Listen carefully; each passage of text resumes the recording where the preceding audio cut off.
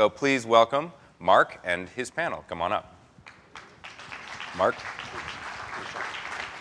Guys. Carol. Thank you for coming. Thank you. So, thanks for having us. This is exciting to start integrating. When John first asked me to talk about the future of health at Web 2.0 Summit. Ralph, thank you. I'll walk you. This is fantastic. Yeah, wonderful to have you. really Thank you. enjoyed it. I'm glad you did. I'm glad you did. Thank you. Good, good. Well, thanks again for coming. I appreciate it. Take care. So, anyhow, it's nice to bring on some examples of people that are integrating Health 2.0 with Web 2.0, and want to make a few introductions here. Daniel Kraft is a physician and scientist at Stanford with a lot of clinical and academic experience. We have Carol McCall, who's with Humana, a health benefits provider and VP of R&D at Humana. And we have Joanna with 23andMe. Unfortunately, Ann Wojcicki couldn't make it today. Many of you know she's expecting a new family member next month. And so today, Joanna, the senior geneticist and senior director of research at 23andMe, is here to join us. So thank you, guys. Thank you. So I want to start with you, Joanna, because there's a lot of talk about consumer genomic services, personalized medicine out there right now. And before we get into the future of health, where is health now, and where is the ability to use these genetic testing services? What's the correlation between the genetic data we have now and the predictions we can make? And is there enough data out there for people to be using your service at this point in time? That's a great question, Mark, and you might expect that my answer would be yes. But I will say that 2 years ago, when I first met Ann and Linda, the founders of 23andMe, I did not think the answer was yes. I was skeptical. But a lot has happened even in those 2 years. And in terms of scientific discoveries around the connections between genes and our health and other traits. So right now, there's just been gathering evidence that is ready for consumer consumption. And so that's the first part. There certainly is the beginnings of information that is of interest to consumers, of value to consumers, for health reasons and for other reasons as well. In terms of health, one of the traits that we consider is a blood clotting phenotype, a blood clotting disease called venous thromboembolism. And it's actually a focus of the Surgeon General right now. He says, we really need to be paying more attention to this. And it turns out that there are a couple of mutations that predispose people to have this disease. And those mutations are some of the ones that we look for. And we present the information to our customers, who then have something that they can act upon. So there is certainly some information that's very valuable to customers already. But what got me excited a couple of years ago was the idea that we can accelerate the discovery of new knowledge in this area by building up a database of individuals who are excited about research, excited about what genetics might tell us. And that database is accruing right now. And that will enable us to take it even further. Obviously, there are a number of research groups around the world who are furthering this knowledge. But we think that certain projects can only be done with very large centralized databases. Right. So that's a great example of a tool that doctors like yourself, Dan, are going to need. I'm wondering, similar to that, what are some of the other kind of paradigm shifts in emerging technologies in medicine that you see kind of coming? Is this a big one that you guys are going to have to wrestle and figure out how to grasp, or are there some others? What are your thoughts in that area? So putting on my hat as a clinician and let's say Can people hear him? Mic on? We have a mic? No? It might be one. Testing. Try the one on the couch. Okay. Am I on? Okay. So as a physician, I love 23andMe, but one of the questions as genetic and genomic and personalized medicine advances is how am I going to interact with the patient when they come in with their 10-page printout from 23andMe and their 10 hours of research on the internet. So I think some of the key tools that are going to need to evolve, hopefully with the help of this audience, is, for example, that factor V Leiden gene that you mentioned. If I'm going to put a patient on a birth control pill, I'd like to know whether or not they have that gene expressed. But right now, there's not a lot of that translation between genomic testing and the clinician, and we need sort of that interaction. I graduated medical school even a year ago, I'm not going to be up to date on every single allele and every single genetic test. And we need to have those platforms built where I can, in my 8 minutes I have for a primary care visit, really understand the genome of that patient so I can pick the right drug for the right patient at the right time. Good. So Carol, just jump to you for a second on a slightly different topic, or maybe similar. But I want to ask you, if, from your perspective, from the health benefit provider, and there's obviously a lot of talk whether it's related to elections in the country and health reform, et cetera, but what's the one thing in healthcare that you would change from your perspective if you could change it? Wow. Can y'all hear me? Okay. I'll share the mic. So I'll use this. If there were one thing I could change, it would literally be how we think about healthcare. And I have been in many panels and many forums, and almost every single conversation that I have with people, once I find out who I work for and what I do, I'm a recovering actuary, by the way, is 12-step program, I'm on step 6, is it turns to money, and it turns to healthcare financing, and it turns to insurance. And what I would say is that those are huge issues, but they're separate from healthcare, and they're also separate from health. And I think that if we learn to solve the different problems in each of those spaces of how we pay, what we provide, and how each of us individually pursues health, that we're going to be much better served. And I think for this audience out here, a kind of medicine 2.0, which actually everybody on this couch is involved in, myself included, meets health 2.0, that we can tap the greatest untapped resource, which is each of you. Every single one of you solves problems every day for yourself, your spouse, your parents, your children, and everybody has a story. You have success, you have failure, and you can share that with each other. But the question is how?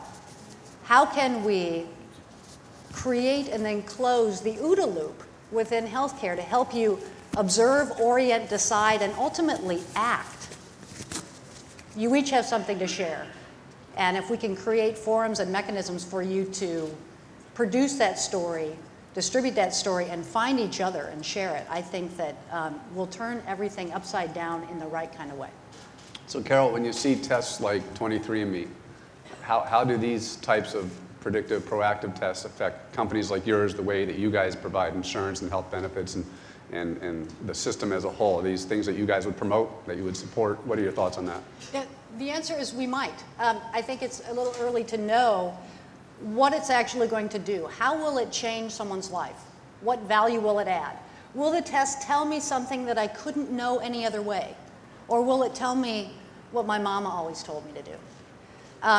And so I think where these tests add fundamentally new insights to allow me to change what I do or the treatments that I get that add value, I think the answer will be yes.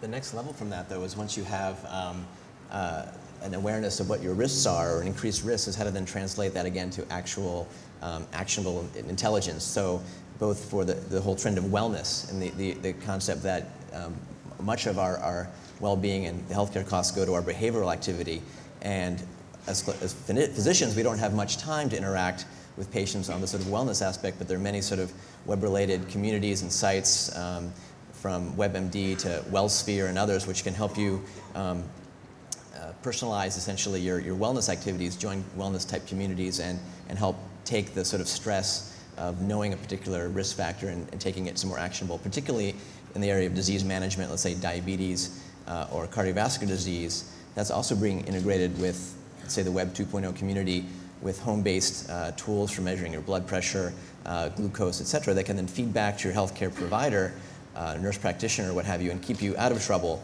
before you end up having to be, let's say, hospitalized or have to visit your clinician. So, Carol, I just want to just trail on one thing Daniel's saying real quick with a quick question.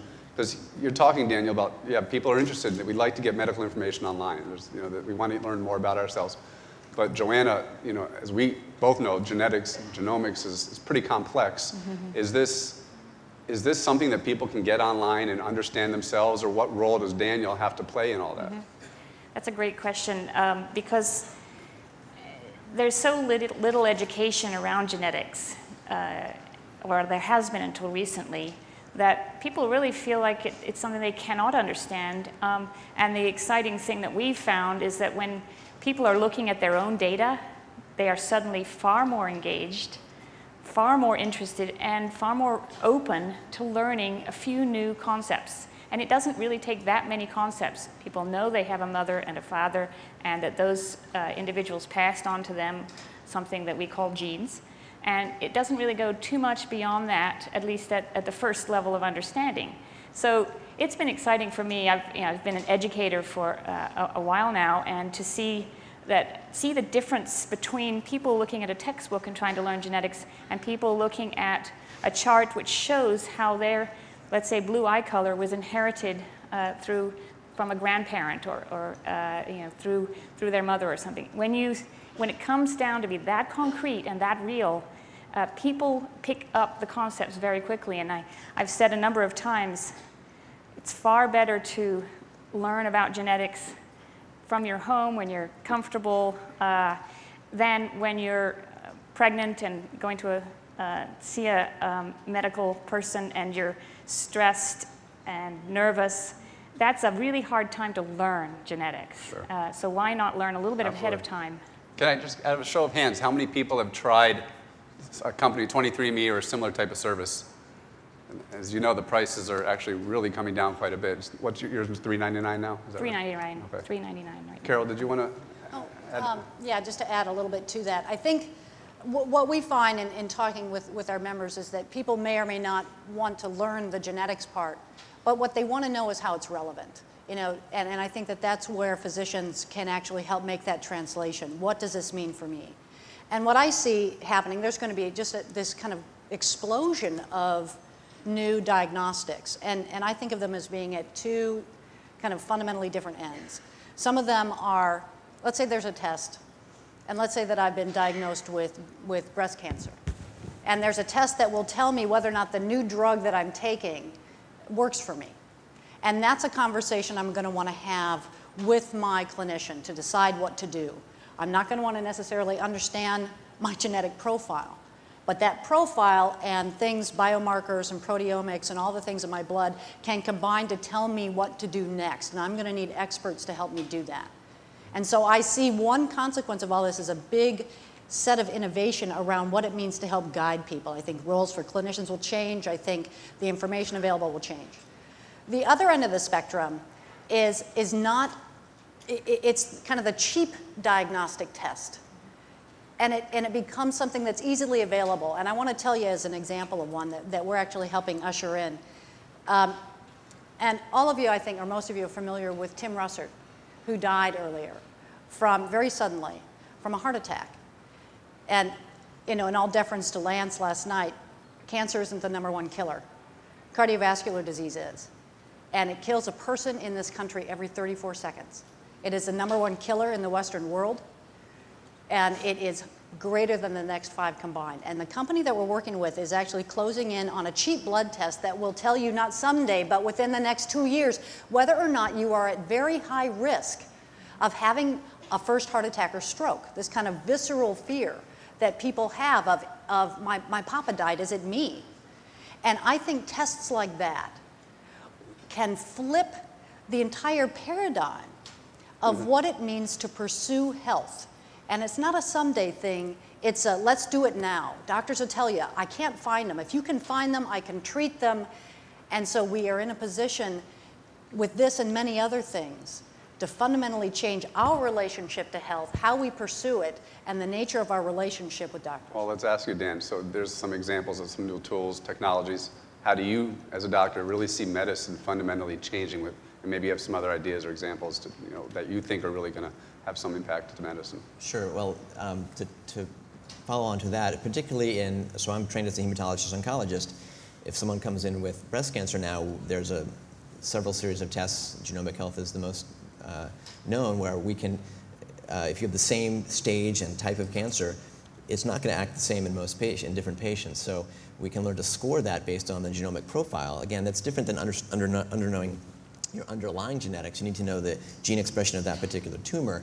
We can then go on to be able to predict with reasonable certainty whether you're going to need chemotherapy or not in certain situations. So the sort of long tail of medicine per se is to now start treating individuals much more based on both their underlying genomic background as well as the phenotype and genotypic and proteomic patterns and biomarkers in their individual diseases. Can you explain proteomics? I'm not sure. I mean, a lot of us have heard genomics, but I don't think a lot of people in the audience might know what proteomics are. So everyone has underlying genes.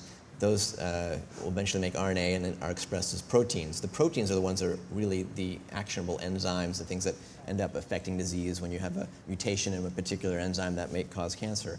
So in my field of regenerative medicine and stem cell biology, one big change in terms of personalizing medicine in a sense is in cancer, we're learning that it's really a very small percentage of the cells in a tumor that end up propagating that disease. They're called cancer stem cells now. So if we take again the example of breast cancer, we can sort a breast cancer tumor and find that maybe 1% of those cells are really the bad actors that will propagate disease and actually are resistant to chemotherapy and radiation. Once we've identified those cancer stem cells, sort of the weeds in the garden, we need to sort of cut them out at the roots. So apply very targeted therapies to the very specific protein that is expressed abnormally and target that specifically to affect a cure. So that's one of the paradigm shifts in the stem cell and cancer stem cell world. A couple other things that were mentioned that are sort of paradigm shifts for the that involve a lot of information technology are imaging modalities. Instead of doing regular colonoscopy, there's now virtual colonoscopy. The ability to scan people quickly and cheaply is really expanding, and I think that's going to greatly impact how early we pick up diseases. And is it just a lot more non-invasive types of technologies in general? You talked about earlier, we were talking about notes. Right. Less invasive surgery is progressing. We've all probably heard of laparoscopic surgery. It's now moving to sort of robotic-assisted surgery. There's something called NOTES, which is natural orifice type approach. So the endoscope would go down your throat, for example, without any belly button type surgery, and all be done often in... So they'll cut a hole in your stomach to get into your abdomen? No, we just go right down the esophagus, pop out of your stomach into your abdomen, and have your let's say your gallbladder taken out that way without a single external scar. That's being augmented by a lot of virtual reality. Essentially, you can augment your scan with what you're looking through the endoscope, so that the surgeon not only sees, let's say, your liver, but where inside the liver the tumor might be. And that's moving. One other paradigm shift that I think is happening in medical training for clinicians and healthcare providers is the ability to use computer simulation and software to affect, actually, just like a pilot uses a flight simulator, simulation and training. So I'm a flight surgeon with an F-16 squadron, one weekend a month. And when we fly a mission, we do a briefing, we fly, and we debrief. That doesn't really happen in medicine. And what's starting to happen, particularly in the surgical fields, is through simulation, whole clinical teams can go through the process of actually doing the surgery virtually ahead of time, doing that under the stress of a particular malfunction, just like what happened with the flight simulator, and then videotaping that and debriefing that. So I think that's a shift as well. I want to jump back to Joanna in terms of genetics. So some tools we have now, obviously, as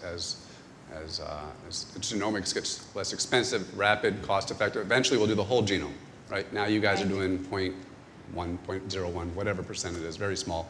But soon we'll do the whole genome. So comparing where we are now and as we get there, how do people actually improve their health based on genetics? I mean, is it the fact that we don't do a lot and the pharmaceutical companies will come up with treatments? Is it the fact that we alter our lifestyle? How do you envision someone using your service and then improving their health based on that knowledge?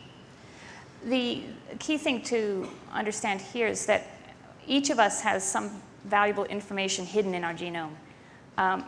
It may be information that you will see if you sign up for 23andMe's service right now, or it may be information that you would only see if that you had your whole genome sequenced.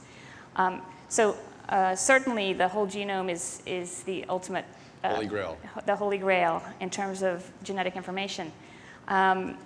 The Personal Genome Project just released some initial data that we're excited to see, but those data are not yet ready in our minds for general consumption. The quality is just not there yet, because when we look at an individual site in the genome, we know that our assays are highly accurate. But when you do whole genome sequencing, you get a much lower level of accuracy for any particular position. So at this point in time, it's our confidence in our current technology is so high that we see the full genome sequencing as something yet in the future. But at some point, there will be a transition. So Carol, I have a two-part question for you. Okay. Let's talk on a broader scale now. We've talked a lot about some specifics, but reform. You know, this new president, health systems. What are your thoughts on reform, and specifically as it relates also to Web 2.0? What are some of the new Web 2.0 technologies that a company like yours could implement or could help foster for the community as well in terms of healthcare, and does that play a role in reform in any sense? Yeah. So the first one, so what about reform? and I think that I don't know exactly what's going to happen. We obviously have, you know, a new president-elect where this has been a large part of what's been discussed. I can tell you what I want to see happen. And I will also say that I think we need something. So before I say what I would want to see, when you think about all these new types of tests and heart attacks and cancers and things like that, they will cut at the very fabric of what has historically been healthcare financing and health insurance in this country. And the reason for that is that it fundamentally changes what we know about ourselves and about each other. Insurance is built on a premise that we're all kind of the same, we're all in the same boat, and so, you know, everybody in, and if bad things happen, we got you covered. But what we're learning is that we're not the same. And what we're learning is that we don't have the same propensity. And when our ability to sense and detect, in this case, may outstrip our ability to treat, in particular, we are going to come across ethical and policy dilemmas that we don't have solutions for. But one thing that we're going to need to do is to solve and resolve the financing issue so that we can move past that, and we don't have to worry about who has what information, what are you going to do with it, and what happens to my coverage. And there are ways to design that I think, there are a lot of ways to design it that work. There are some that won't. But if reform of financing adheres to some guiding principles, I think it's possible to put it together in a way that's sustainable and that can change the equation and the relationship between physicians and patients and payers and all the different, you know, stakeholders in the system. Because if you know that there is coverage, that is guaranteed, that you can take it wherever you go, that you can't get rated, you know, out of the atmosphere, right? And that there are no incentives for somebody to avoid you or pursue you based on the conditions that you have, through risk adjustment and things like that, then it can fundamentally change everybody's incentive to avoid what we call the ROI trap. Well, will I do it? How long will it pay off and all that? My incentive is to develop a relationship with you for as long as I can. So Dan, I think you probably want to, did you want to say, but before he does, by the way, in a couple minutes, we're going to take questions from the audience, so if anybody has a question, please step up to one of the mics.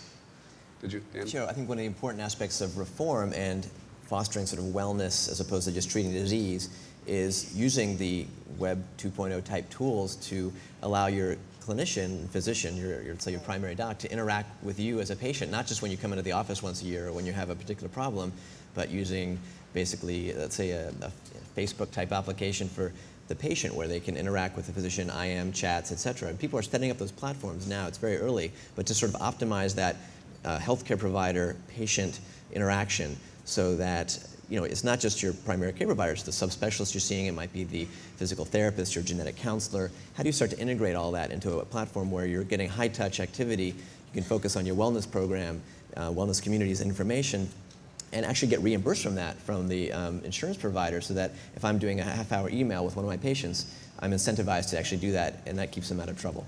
You had asked the second part of the question, though, and it's what can health benefit providers do? And I think that there's a lot. It's not to actually necessarily get into that game. There are going to be companies, you know, that Daniel mentioned that are already coming up. I think our role is to facilitate a relationship with those companies so that whatever we do with reform, that what we don't do is shut down the opportunities for innovation. Does a company, though, like 23andMe, you know, which is, again, the next generation of healthcare, is very proactive, preventative approach.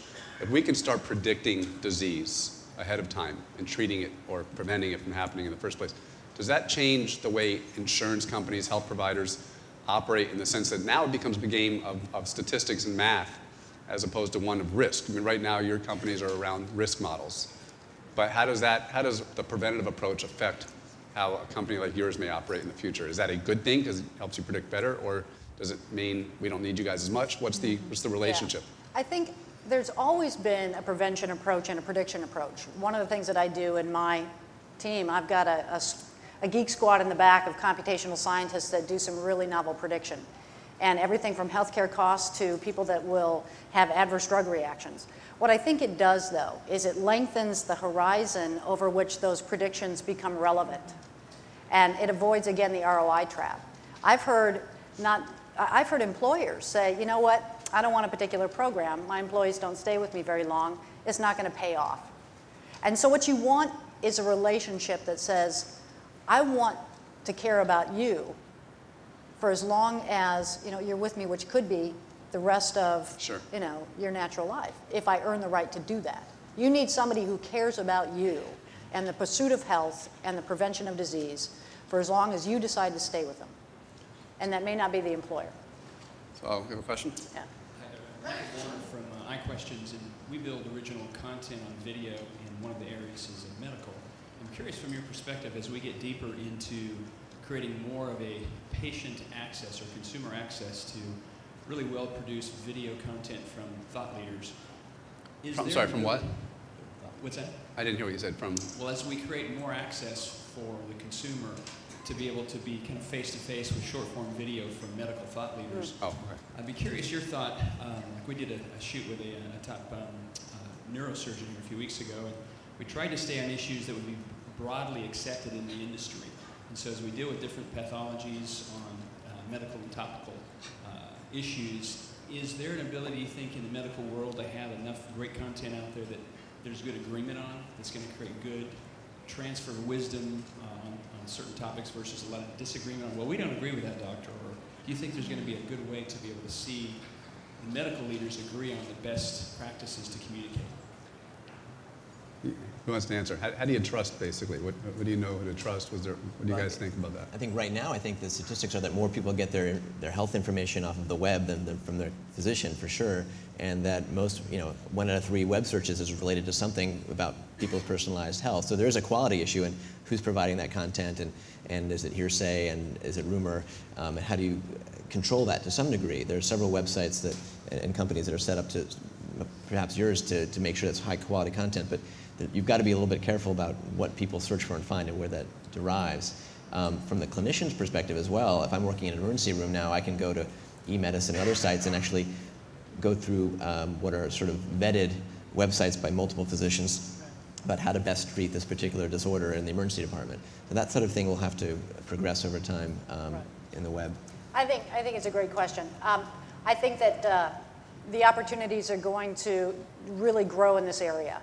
The fact is, we don't really have a lot of feedback loops in our healthcare system. We don't really know completely what works and what doesn't.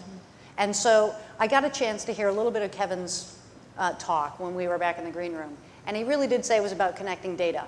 And so if there is an opinion now, and if it is an expert opinion, maybe not everyone agrees.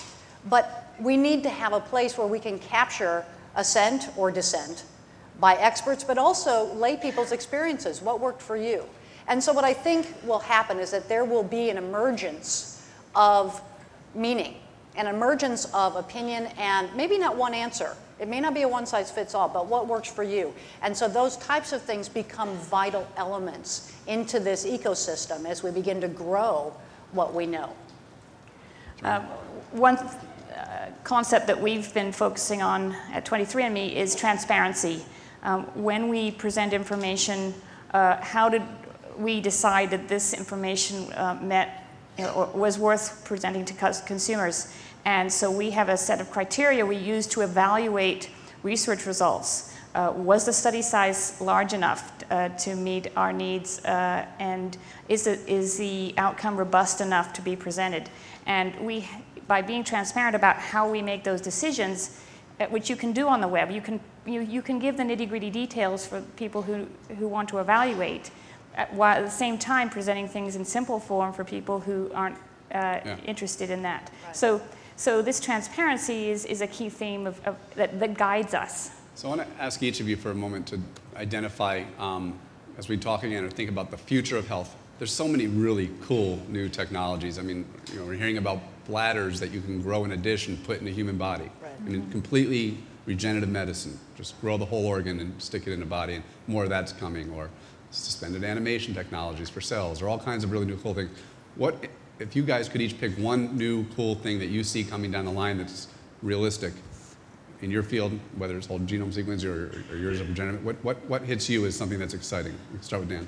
So in my space, I think particularly in regenerative medicine, you all hear about embryonic stem cells and the debates around that. Ethically, what's I think happened very quickly in the last couple of years is what's called induced pluripotent stem cells. The skin cell on the tip of your nose has the exact same genes that were in your embryonic state when you were 8 days old as an embryo. And what we've learned how now is to take your skin cell and basically turn on the programming for stemness, so that we have essentially, you can take a skin cell by putting 4 genes on, make it essentially equivalent to an embryonic stem cell. So the future will be that Marc Hodosh, we can have the Marc Hodosh basically pluripotent stem cell line and in the test tube grow any of your tissues that might be required for you in the future. So I think that's going to be a big paradigm shift over the next few years, is to get away from the issues of embryonic stem cells, but personalized stem cell lines that can affect regenerative medicine. Right. Carol? For me, it's massively speeding up discovery. I think that there's an opportunity to do that. We've started some things now as a part of my team where we invite Humana's membership in to be part of studies. The question is, how many can you run simultaneously? You know, so that you can massively speed up our ability to know new things. But I'd like to take it to the next level, which is that why can't every citizen in this country be able to participate in studies, right? And so it would be offering up, you know, you'd have data. It would be, start with health plan data. You would get, you know, blood, DNA, spit, urine, whatever it is, to participate in a giant observational study that can contribute to new discovery.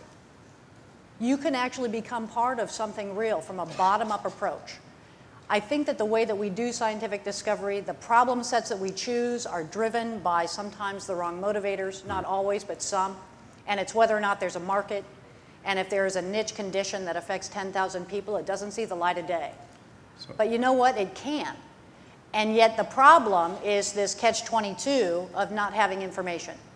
And yet I think that that becomes possible in a kind of medicine 2.0 meets health 2.0. Sometimes it's called an informed cohort. And I think that we can be part of our own solution. And the people in this room and the things that you do become important, vital components of creating that. Joanna, any final thought? Well, along the lines of what Carol has said, I would say 23andMe's service right now is basically piloting this concept with consumers who are participating in research, getting their own data. We're really seeing the beginnings of this, and that's very exciting. I would like to talk about scalability in another direction, sort of the next direction, which is in treatment. So I was fortunate yesterday to meet with a psychologist at the local San Francisco General Hospital who is setting up mental health treatment via the web. Okay. And he's not somebody who's a big Web 2.0 person. He just says, we need something scalable. Depression is such a huge scale problem. Smoking is a huge scale problem. What can we do that doesn't require one-on-one or even one on a few interactions? And he's having great success. He's doing clinical trials where he's demonstrating that smoking cessation efforts, when people simply log on and get information via the web, have reminders, have interaction, but he says, I'm sitting here and people out there are getting treatment while he sits there. And he's just moving into the area of treating depression or preventing depression via the web. So this is, we're in the business of looking at genetics to look at susceptibility. If people with susceptibility can then go and to such a website, if they're slightly more likely than average to experience depression, can they go and find a resource that's trusted, validated to prevent that? Right. So unfortunately, we're not going to have time for the question, but I'm sure we'd all be happy to speak with any of you guys after. But there's a lot of exciting things happening in the Health 2.0 world, some much synergistic with Web 2.0. So thank you guys for having us. Thank you, Dan. Thank you, guys.